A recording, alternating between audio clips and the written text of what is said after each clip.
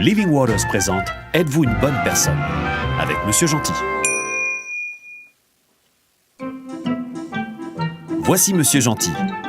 Vous pensez être gentil? Lui est vraiment gentil.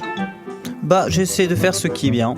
Il est si gentil que si les gens bien allaient au ciel, il serait le premier à entrer. Oh, arrête. Bien, Monsieur Gentil, avez-vous respecté les 10 commandements? Eh bien oui, plutôt. Ça vous embête si on les regarde de plus près pour voir à quel point vous êtes gentil? Ok. Très bien, en voici un. Tu ne mentiras pas. Monsieur Gentil, avez-vous déjà menti? Oui, qui ne l'a pas fait? Comment appelez-vous quelqu'un qui ment? Un menteur. D'accord, voyons un autre commandement. Tu ne voleras pas. Avez-vous déjà volé quelque chose, même une seule fois? Non. Mais vous venez de me dire que vous étiez un menteur. J'ai volé des bonbons une fois, quand j'étais enfant. Et comment appelez-vous quelqu'un qui vole? Un voleur. Essayons-en un autre. Tu ne commettras pas d'adultère. Ça, c'est facile. Je n'ai jamais trompé ma femme. Salut, beau gosse. Oh, baby. Jésus a dit que si vous regardez une femme en la désirant, vous avez déjà commis l'adultère avec elle dans votre cœur. Oh, vrai. Encore un. Tu n'invoqueras pas le nom du Seigneur ton Dieu en vain. Avez-vous déjà utilisé le nom de Dieu pour jurer? Oh mon... Cela, Monsieur Gentil, s'appelle un blasphème.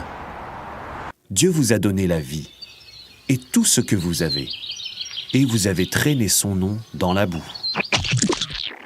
Donc vous admettez être un menteur, un voleur, un blasphémateur et un adultère de cœur. Et ce ne sont que 4 des commandements. Ah ok, d'accord, je ne suis pas parfait. Non, en fait, c'est pire que ça. Supposez que nous placions dans votre cerveau une puce capable d'enregistrer vos pensées les plus intimes pendant une semaine pour ensuite les projeter sur un écran géant à la vue de tous vos amis et de toute votre famille. Ce serait embarrassant. Oui, je sais. La Bible dit que Dieu connaît tout, même les pensées secrètes de votre cœur. Eh bien, comparé à d'autres personnes, je suis un saint. Oui, c'est vrai. Mais la norme est la loi de Dieu, pas les autres personnes. Par ailleurs, même si vous ne péchez que 5 fois par jour, au bout d'un an, cela fait 1825 péchés. Et si vous vivez jusqu'à 70 ans, vous aurez enfreint la loi de Dieu plus de 127 000 fois.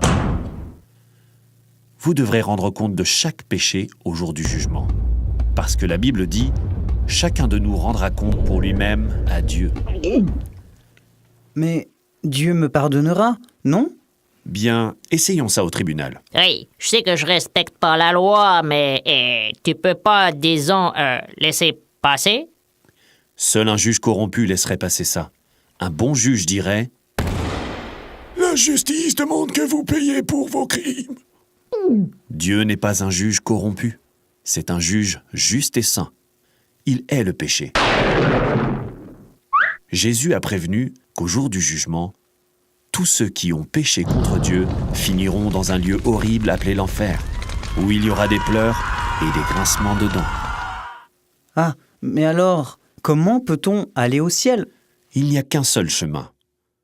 Dieu a tellement aimé le monde qu'il a envoyé son Fils Jésus pour qu'il vive une vie parfaite. Il n'a jamais péché, pas même une fois. Ensuite, Jésus s'est offert pour subir la punition pour nous qui étions coupables. Il a été fouetté, frappé et cloué sur une croix. Il est mort pour que justice soit faite et que le pécheur puisse être libéré. Puis, Jésus est sorti du tombeau et a vaincu la mort. Vous ne pouvez pas mériter la vie éternelle. C'est un don de Dieu pour tous ceux qui s'humilient et viennent à Jésus. Il vous pardonnera, vous purifiera et vous donnera un cœur nouveau et de nouveaux désirs. La Bible dit que si quelqu'un est en Christ, il est une nouvelle création. Alors arrêtez de vivre pour vous-même, détournez-vous de vos péchés et venez à Jésus. Ensuite, lisez la Bible et obéissez-lui. Trouvez une bonne église qui vous aidera à grandir. Et enfin, sortez et annoncez la bonne nouvelle à d'autres personnes.